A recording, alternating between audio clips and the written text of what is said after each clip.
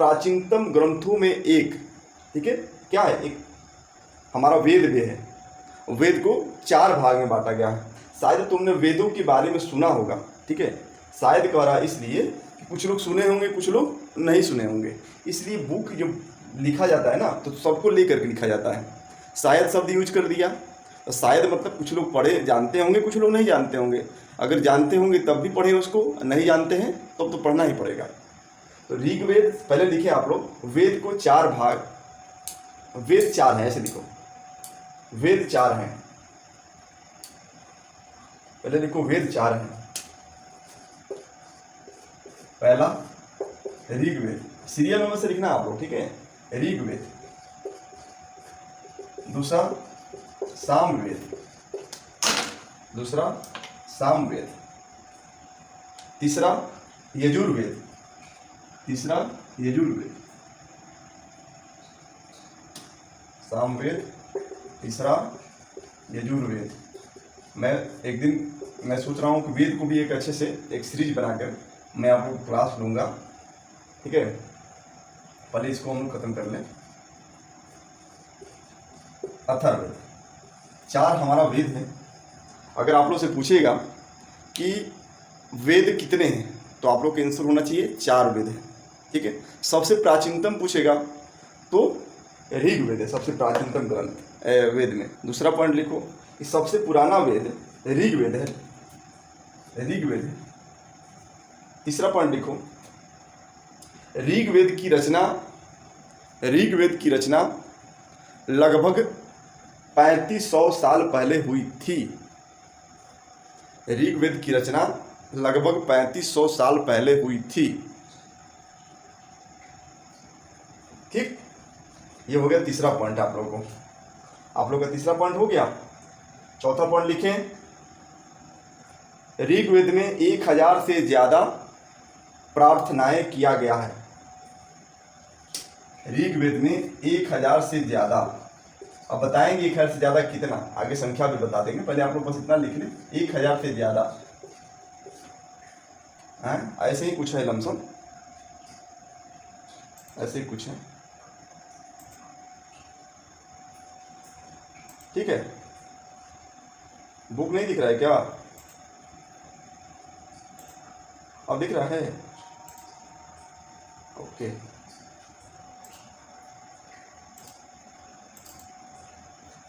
अच्छा ठीक है, बस दिखेगा, 2 मिनट हो गया।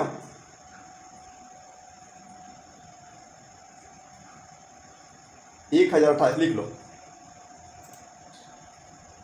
1028 नोट करके लिख लो, 1028 कर लो, कंप्लीट कर लो। 1028 प्रार्थनाएं हैं, ब्रैकेट में सूक्त लिख लो, सूक्त लिखा हुआ है ना, प्रार्थना को सूक्त बोला जाता है, सूक्त। अब एक अलग भी पॉइंट बना लो, अलग पॉइंट बनाओ,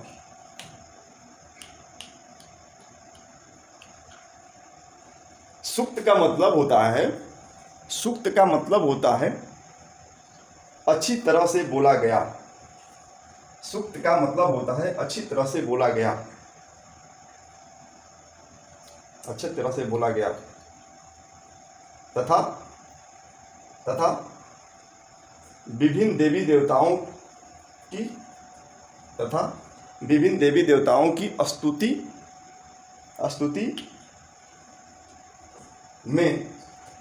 स्तुति में प्रार्थना की रचना की जाती है, प्रार्थना की रचना की जाती है। यानी सूक्त अगर आप लोग से पूछेगा, हम लोग, हाँ, देवी देवताओं की स्तुति मतलब उनका जो है ना गुणगान करना, ठीक है।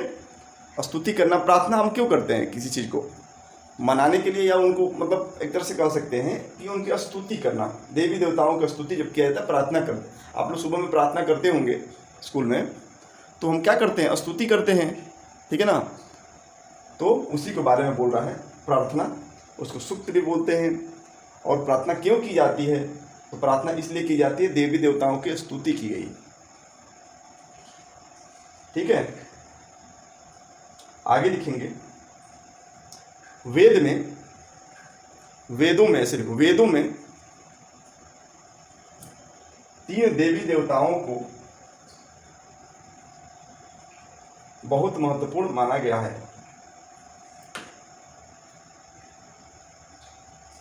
3 देवी देवताओं को महत्वपूर्ण माना गया है।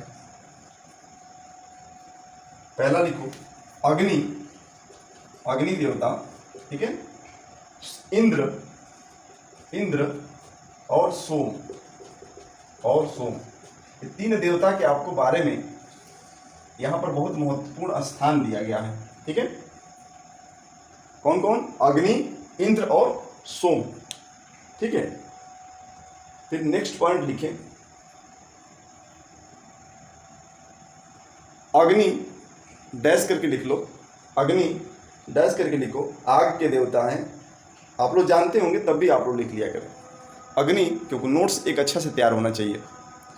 अग्नि आग के देवता हैं, अग्नि आग के देवता हैं। इंद्र युद्ध के देवता हैं, इंद्र युद्ध के देवता हैं। और तीसरा आप लोग लिखें सोम, हाँ, युद्ध के देवता हैं। जब युद्ध होता है तो उनकी स्तुति की जाती है, ठीक है। सोम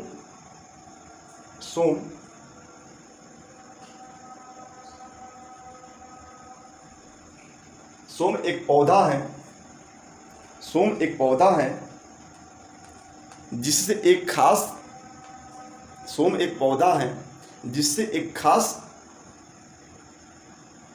पेय पदार्थ बनाया जाता है, या बनाया गया था, या बनाया जाता था, या बनाया जाता था, ठीक है। तीनों बात समझ में आई आप लोगों की नहीं? पहले देवता हमारे हैं कौन? अग्नि। अग्नि किसके देवता हैं? आग के देवता हैं, ठीक है। अब मैं थोड़ा सा इसके निष्कर्ष पूरा अच्छे से बता दे रहा हूँ कि हम लोग को 4 वेद पढ़ने को मिल गया, ऋग्वेद, सामवेद, यजुर्वेद और अथर्ववेद।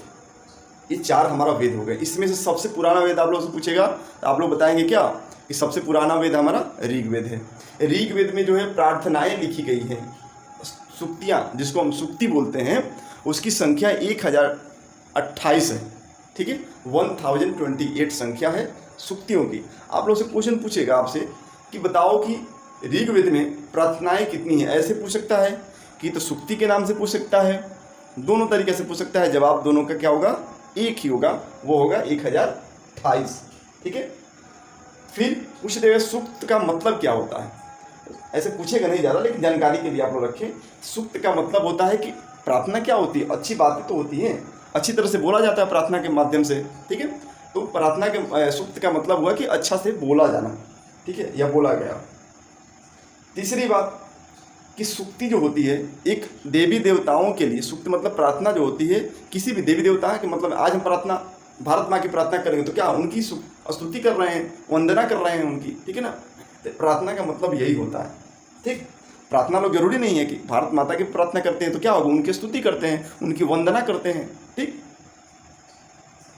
ये हो गया हमारा इतना बारे में। अब तीसरी बात हमारी निकल के क्या आ रही है कि 3 देवता हमारे ऋग्वेद में, ठीक है, या वेद में मान सकते हैं कि 3 देवता हमारे महत्वपूर्ण थे। वो कौन कौन से थे? पहले थे अग्नि देवता, दूसरे थे कौन? अग्नि देवता के बाद कौन है? इंद्र देवता, और तीसरा सोम देवता। 3 देवता के बारे में हम लोग को महत्वपूर्ण यहाँ पर पढ़ने को मिल रहा है, ठीक है। अब अग्नि देवता कोई पूछ देगा बताओ अग्नि देवता क्या होते हैं, तो अग्नि देवता आग के देवता होते हैं, ठीक।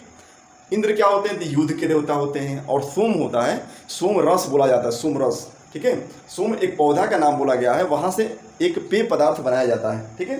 तो उसको सोम रस भी बोला जाता है, पहले बोला जाता था। खास करके एक पौधा है, पौधा का से पेय पदार्थ बनाया जाता था। अब आगे हम लोग देखेंगे कि वैदिक प्रार्थनाओं की रचना ऋषियों ने की थी। क्या की थी? वैदिक प्रार्थनाओं की रचना ऋषियों के द्वारा किया गया था। वैदिक प्रार्थनाओं की रचना ऋषियों के द्वारा किया गया था। जो सुक्ति है उसकी रचना किसने किया था? ऋषि मुनि जो हमारे थे उन्होंने सुक्ति की रचना किए थे, यानी प्रार्थना की रचना किए थे। हो गया? आगे बढ़े, बोलो तो आगे बढ़े, सब लोग बोले। हाँ बोल रहे हैं, फिर से बोल रहे हैं। ऋग्वेद में ऐसे लिखो, ऋग्वेद में 10,462 यानी 10,462 ऋचाएँ। अब ऋचाएँ क्या होती है मैं बता दूंगा। ऋचाएँ हैं, ऋचाएँ हैं।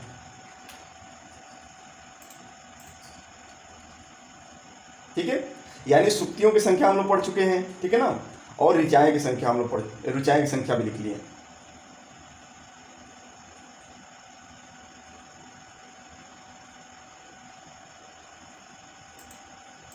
आगे पढ़ेंगे। हम लोग पढ़ा है अभी क्या कि ऋषियों के द्वारा क्या किया गया है, रचना किया गया, किस चीज़ की, प्रार्थनाओं की। आगे देखेंगे कि आचार्य विद्यार्थियों को अपने इन्हें अक्षरों शब्दों और वाक्यों में बांटकर सस्वर पाठ द्वारा कंठस्थ करवाते थे। आज भी आप लोग देखेंगे कि जो वेद पाठशालाएं बनारस में चलाई जाती हैं, तो वेद पाठशाला में भी आसपास कभी घाट पे आप लोग देखना, कभी जाना तो अचानक मिल जाए तो वेद पाठशाला जो है जितना है वहाँ पर आप लोग ऐसी वेद जो पढ़ाई जाती हैं, जहाँ पे ना बनारस में वेद विद्यालय बहुत में कभी गया हूँ, तो वहाँ पे ऐसे ही पढ़ाया जाता है अभी भी। अक्षरों शब्दों और वाक्यों को में बांट करके सस्वर पाठ को कंठस्थ किया जाता है, रटवाया जाता है, एक तरह से पूरा कंठस्थ कर लिया जाता है। अधिकांश सूक्तों की रचयिता सीखने और सिखाने वाले पुरुष थे। उस समय क्या थे कि सूक्तों के जितने रचयिता थे, रचयिता मतलब रचना करने वाले, सीखने वाले और सिखाने वाले ज़्यादातर पुरुष ही पाए जाते थे उस समय। कुछ प्रार्थनाओं की रचना महिलाओं ने भी की थी, ठीक है, कुछ का ज़्यादा संख्या है पुरुष। ऋग्वेद की भाषा संस्कृत या वैदिक संस्कृत कहलाती थी। आप लोग लिख लें, आप लोग लिखें ऋग्वेद की भाषा। आप लोग से पूछेगा कि ऋग्वेद की भाषा क्या थी, आप लोग लिख लें ऋग्वेद की भाषा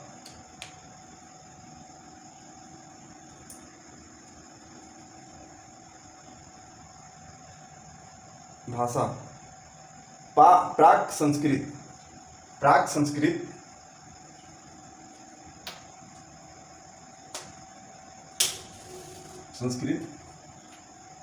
या वैदिक संस्कृत कहलाती है। ऋग्वेद की भाषा पाक संस्कृत, प्राक है, प्राक लिख लो, प्राक है, पाक नहीं, पाक संस्कृत, प्राक संस्कृत और या क्या है, वैदिक संस्कृत ना, वैदिक संस्कृत। तो भाषा पूछेगा तो आप लोग क्या रखेंगे कि प्राक संस्कृत या वैदिक संस्कृत हमारी जो है ऋग्वेद की भाषा है। तुम स्कूल में जो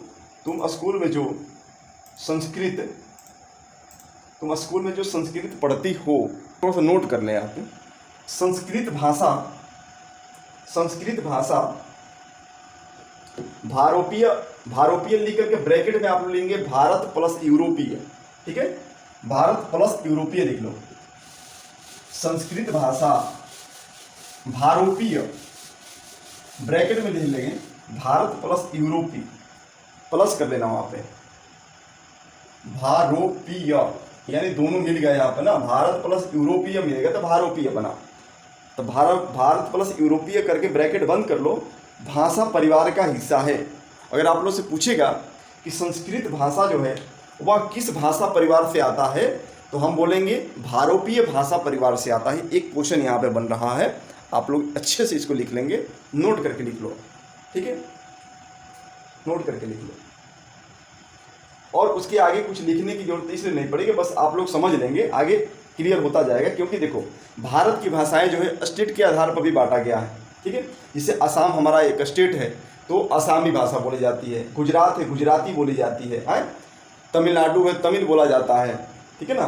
तो ऐसे जो है ये हमारे स्टेट के हिसाब से भी भाषाएं बांटी गई या बोली जाती है, ऐसे मान सकते हैं। ऐसे पूरे हमारे भारत के रूप में माना जाए तो एक राज्य की भाषा जो होती है वो हमारा हिंदी है, ठीक है ना। ऐसे यूरोप के भाषा यूरोपीय जो बोल रहा है, यहाँ पे आप लोग देखेंगे भारत बोल रहा है तो भारत देश की बात कर रहा है सिर्फ, ठीक है ना। लेकिन यूरोप बोल रहा है तो यूरोप एक महादेश है। ध्यान है ना आप लोगों को कि भूल गए हो सब जियोग्राफी का बारे, याद है ना। तो बाबू जब यूरोपीय बोलेगा तो यूरोपीय आप स्टेट वो देश नहीं है, यूरोप क्या है, एक महादेश है, ठीक है ना। उसके अंतर्गत जितने देश आते हैं वहाँ के भाषाएं बोली जा उसमें रखा गया है यूरोपीय भाषाएं में, ठीक है। जैसे यूरोप में अंग्रेज यानी इंग्लैंड जो होता है, इंग्लैंड जो देश है, ठीक है, वो भी आता है तो उसको वहाँ पे अंग्रेजी शब्द होती है यूज किया जाता है। फ्रांस भी आता है, यूरोप के अंतर्गत आता है तो फ्रांसी ये बोला जाता है। जर्मनी वहाँ शब्द किया जाता है, जर्मनी में। फिर यूनानी हो गया, इतालवी हो गया, ऐसे करके सभी वहाँ के जितने देश हैं उसके आधार पर। हमारे यहाँ क्या है कि भारत एक देश है, ठीक है ना, इसके अंतर्गत स्टेट वाइज भी भाषाएं बोली जाती है, ठीक है। बस इतना हम लोग समझ गए। अब उदाहरण के बारे में आप लोग क्या दिया है कि सब सिमिलर इसलिए हैं कि संस्कृत में जिसको बोलते हैं माँ को हम संस्कृत में क्या बोलते हैं, मातृ बोलते हैं, ठीक है ना। क्या बोलते हैं, मातृ बोलते हैं। हिंदी में क्या बोलते हैं, माँ बोलते हैं, ठीक है। उसी को अंग्रेजी में क्या बोल दिया जाता है, मदर बोल दिया जाता है। तो बताओ तीनों में से कौन अच्छा लग रहा है हम लोगों को। अगर मदर बोलेंगे तो हमको क्या वो वाला फीलिंग आएगा क्या, बताओ। लोग आज यूज करते हैं अंग्रेजी हर जगह नहीं, भावनाएं से भी जुड़ा होना चाहिए ना। अब मदर बोलेंगे, ब्रदर बोलेंगे, सिस्टर बोलेंगे तो क्या हमको समझ में कुछ उसमें भावनाएं आ रही है क्या। सिस्टर बोलेंगे तो बहन वाली भावनाएं आ रही है, नहीं आ रही है, हैं। मदर बोलेंगे तो क्या वो माता जी वाला जो माँ वाला भावना जो होती है, जो जुड़ा हुआ है एक दूसरे से, वो भावना आती है क्या, बताओ आप लोग।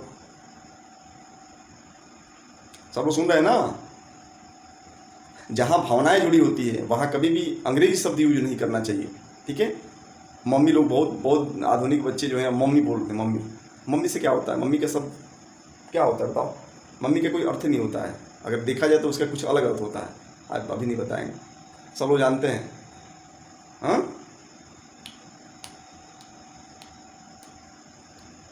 नहीं, मम्मी का अर्थ होता है कुछ अलग। सब लोग खोज कर लाएंगे आप लोग क्या होता है, ठीक है। मेरा कहने का मतलब ये है, भाषा के बारे में बोल रहा हूँ कि रुको, बंद करो, म्यूट करो।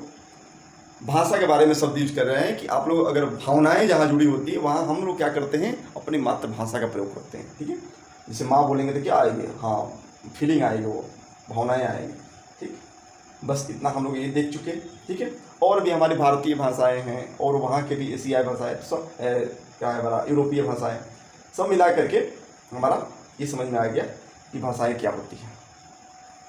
हम जिन किताबों को पढ़ते हैं वे लिखी और छापी गई है। ऋग्वेद का उच्चारण किया जाता था और श्रवण किया जाता था।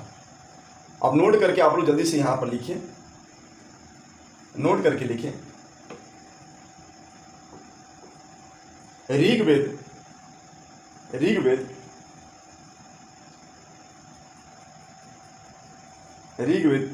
का उच्चारण किया जाता था या श्रवण किया जाता था, न कि पढ़ा जाता था। आप लोग लिखें कि ऋग्वेद को पढ़ा नहीं जाता था, ऋग्वेद को पढ़ा नहीं जाता था, उसका उच्चारण किया जाता था तथा श्रवण किया जाता, सुना जाता था। ऋग्वेद को पढ़ा नहीं जाता था। पढ़ना, उच्चारण करना और श्रवण करना, इस सब में अलग अंतर होता है।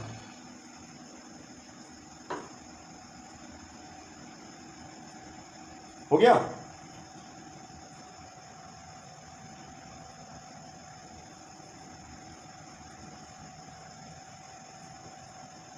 दूसरा नोट करके इसमें अलग नोट लिखेंगे। देखो, ऋग्वेद को उसकी छपाई उपाई कभी हुआ नहीं था, ठीक है ना।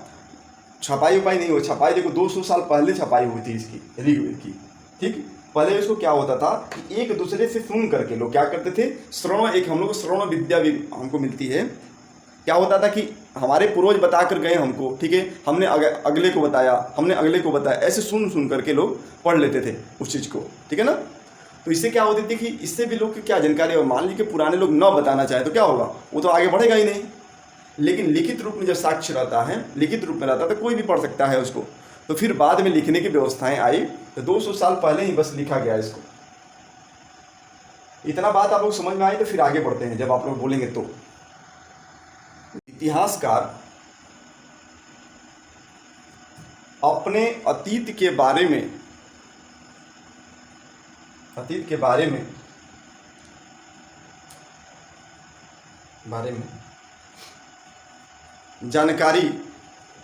जानकारी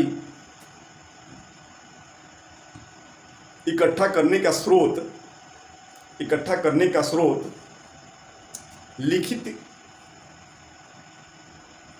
लिखित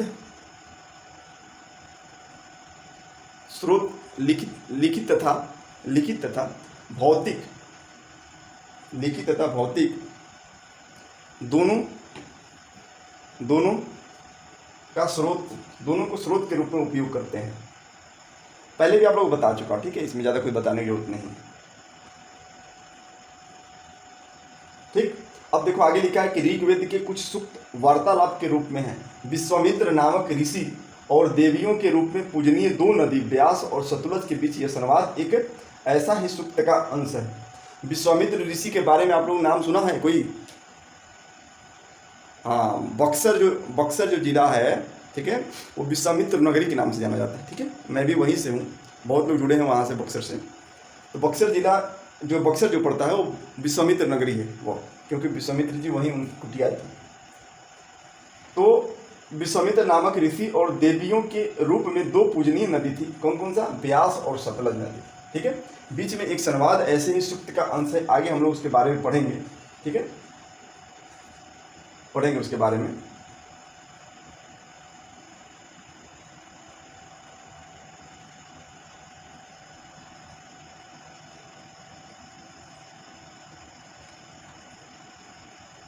देखो, विश्वामित्र और नदी के संवाद, थोड़ा सा हम लोग इसको पढ़ लेंगे।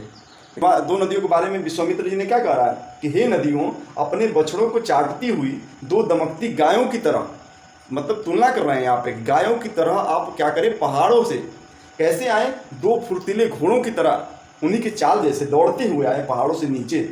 इंद्र द्वारा दी हुई शक्ति के स्फूर्त तुम रथों पे सवार होके आओ। ठीक है ना, रथों की जो गति है उससे, उसी की तरह से क्या करें आप, मतलब तुलना किया गया, रथ से तुलना किया है, घोड़ों से तुलना करते हैं, गायों की तरह तुलना करते हैं। ठीक है, यहाँ पे जो बछड़ों को चाटने का प्रयोग किया गया है, तो पहाड़ों से जो है वह जितने पहाड़ों को काटते हुए आए, ठीक है ना, सागर की ओर बढ़, सागर की ओर क्या करें, पहाड़ से आएगी तो कहीं जाकर के वो मिलेगी ना, तो कहाँ जाकर मिलती है नदियाँ? जाकर के सागर में मिलती हैं। ठीक है ना, तुम जल से क्या हो, परिपूर्ण हो, यानी तुम्हारे अंदर जो है जल परिपूर्ण है, पूर्ण रूप से जल से भरी हो, एक दूसरे से मिल जाना चाहती हो। मतलब दोनों नदियाँ, अब आप देखे होंगे, मैं बताया था ना कि बहुत नदियाँ जो है, एक जैसे गंगा नदी की सहायक नदियाँ होती हैं, तो सहायक नदियाँ क्या होती हैं? जो छोटी नदियाँ होती हैं वो बड़ी नदियाँ में जाकर समाहित हो जाती है नदी, और मेन जो बड़ी नदियाँ होती हैं वो जाकर सागर में समाहित हो जाता है। ठीक है, मतलब एक दूसरे से मिलना चाहती हो। फिर नदियाँ क्या कह रही हैं? नदियाँ के बारे में कह रहा है कि नदियों से, विश्वामित्र जी ने बोल दिया, अब नदियाँ क्या बोल रही हैं? जल से परिपूर्ण हम देवताओं के बनाए रास्ते पर चलती हैं। क्या करते हैं नदियाँ? क्या करती हैं? जल से परिपूर्ण हम देवताओं के बनाए हुए रास्ते पर चलते हैं। ठीक है ना, एक बार निकलने पर हम रोका नहीं जा सकते। यानी नदियाँ क्या कह रही हैं कि हम एक बार निकल गए वहाँ से तो हमको रोका नहीं जा सकता है। हे ऋषि, तुम हमसे प्रार्थना क्यों कर रहे हो? ठीक है, फिर विश्वामित्र जी कहते हैं, हे बहनों, मुझ गायक की प्रार्थना सुनो। क्या करते हैं? विश्वामित्र जी प्रार्थना करते हैं। ठीक है ना, प्रार्थना के बारे में पहले मैं बता चुका हूँ आप लोगों को। ठीक है, स्तुति करते हैं, स्तुति करते हैं, वंदना करते हैं। किससे?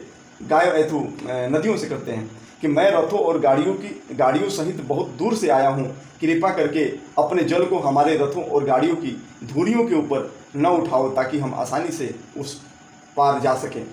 फिर नदियाँ बोल रही हैं कि हम तुम्हारी प्रार्थना सुनेंगे, जिससे तुम सब सुरक्षित उस पार जा सको। इतिहासकार यह बताते हुए प्रार्थना उस क्षेत्र में रची होगी जहाँ की नदियाँ बहती हैं। वे यह भी सुझाते हैं कि जिस समाज में ऋषि रहते थे वहाँ घोड़ों और गायों को बहुत महत्व दिया गया था। मतलब कहने का मतलब है कि ये शब्द क्यों यूज किया गया? अगर हम गाय और घोड़े का प्रयोग कर रहे हैं तो इसका मतलब उस समय गाय घोड़े का क्या है, जानकारी यानी महत्व दिया जाता होगा। ठीक है ना, दूसरे जानवर को महत्व नहीं दिया जाता होगा, हाँ, गाय घोड़े का महत्व ज़्यादा दिया जाता होगा। इसलिए नदियों की तुलना घोड़ों और गायों से की गई। बात आप लोगों को समझ में आ रही है कि नहीं समझ में आ रही है? पहले बताओ, इतनी बात समझ में आई कि नहीं? मतलब नदियों से संवाद किया जा रहा है, घोड़ों की तरह, गायों की तरह तुलना इसलिए किया जा रहा है। आज भी देखोगे तो आप लोग दोनों का महत्व है आज भी। ठीक है, यानी इससे हमको इतिहास से क्या हमको जानकारी मिल रही है, हमको बुक से क्या जानकारी मिल रही है? हमारा चैप्टर तो यही है ना, किताब से हमको अतीत के बारे में क्या जानकारी मिल रही है, क्या मिलेगी, शिक्षा मिलेगी। तो यही हम लोग को मिल रहा है कि घोड़े की तुलना की जाती थी, गायों की तुलना की जाती है। इसका मतलब है कि उस समय ऋषि मुनि भी क्या करते थे, घोड़ों और गायों की जो है बड़ा महत्व देते थे। ठीक है ना, हमारे समाज में भी महत्व बहुत अच्छा था उस समय।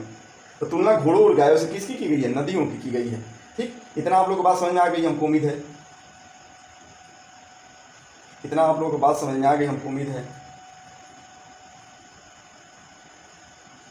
फिर नीचे दिया है कि ऋग्वेद की प्रार्थनाओं में अन्य दूसरी नदियों खास करके सरस्वती, सिंधु और उसकी सहायक नदियों का भी जिक्र है। गंगा और यमुना का उल्लेख सिर्फ एक बार हुआ है। ठीक है, तो आगे हम लोग जब कल पढ़ेंगे तो उसमें लिखेंगे।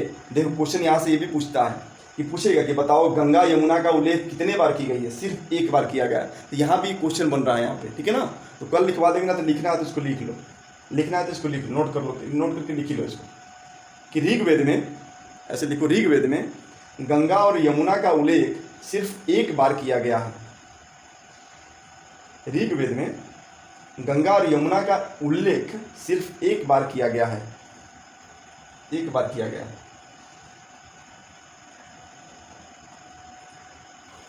ठीक है, तो बस आज के लिए हम लोग इतना ही, फिर हम लोग मिलते हैं कल।